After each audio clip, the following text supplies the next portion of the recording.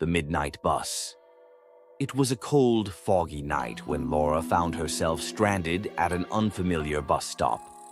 She had missed her regular bus home after staying late at work, and the streets were eerily quiet. Checking her phone, she realized it was past midnight.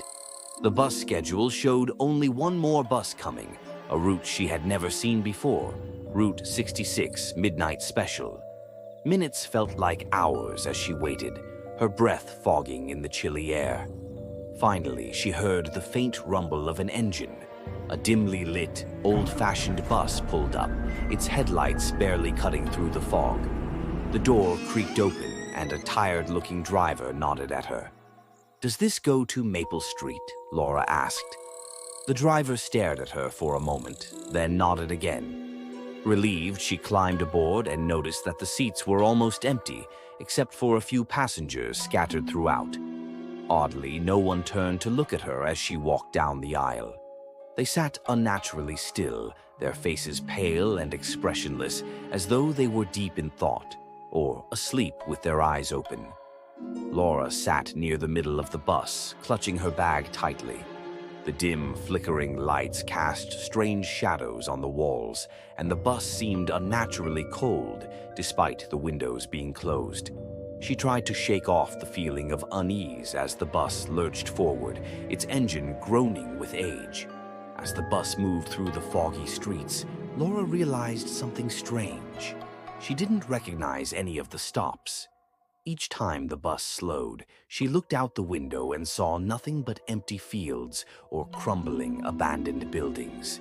There were no streetlights, no signs, just endless darkness. The passengers never moved. Not one of them got on or off the bus. Their heads remained bowed, their hands resting limply in their laps. Laura's unease grew into fear when she glanced at the floor and saw water pooling near her feet. It trickled from the seat in front of her, and when she leaned forward to look, she froze. The passenger in that seat was soaking wet. His clothes dripped water onto the floor, but he sat motionless, as if unaware of it. Her breathing quickened. She turned to the window, only to see a reflection that wasn't her own. In the glass, she saw a gaunt, pale woman sitting where she was, with sunken eyes and a hollow expression. Panicking, Laura jumped up and stumbled down the aisle toward the driver. "Stop the bus!" she shouted, her voice trembling. The driver didn't respond. His hands gripped the wheel tightly, his face obscured by shadows.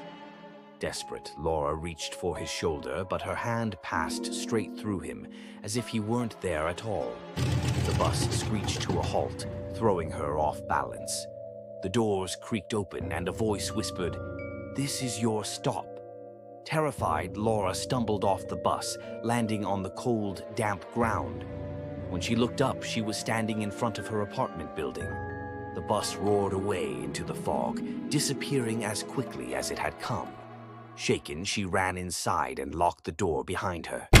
She didn't sleep that night, haunted by the lifeless faces and the whisper that still echoed in her ears. The next day, she searched online for Route 66 Midnight Special.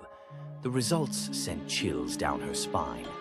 The route had been discontinued 20 years ago after a tragic accident. A bus had veered off the road and plunged into a lake, killing everyone on board. It was said that on foggy nights, the bus still ran, picking up passengers who were lost or destined to join its eternal route.